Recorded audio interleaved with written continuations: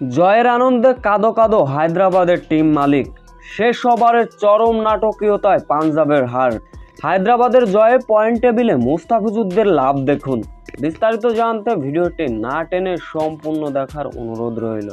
এদিন সানরাইজ হায়দ্রাবাদ আগে ব্যাট করতে নেমে পাঞ্জাবকে 183 রানের লক্ষ্য ছুড়ে দিয়েছিল।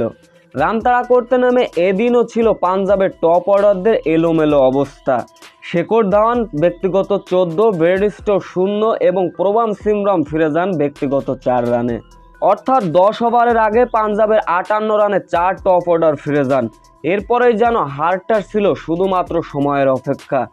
তবে কে জানতো তখনও ছিল অনেক নাটকীয়তা বাকি।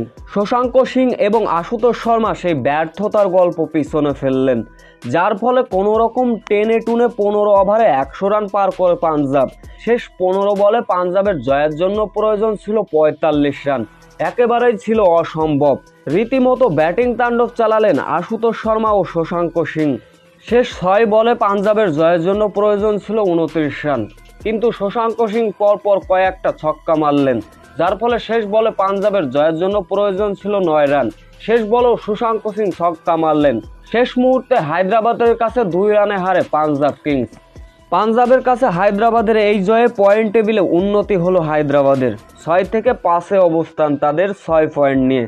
এদিকে পয়েন্ট টেবিলের প্রথম স্থানে আছেন রাজস্থান রয়্যালস, দ্বিতীয়তে কেকেআর, তৃতীয়তে লখনৌ সুপার জায়েন্ট, চতুর্থ অবস্থানে আছে মুস্তাফিজুর রহমানের চেন্নাই সুপার কিংস।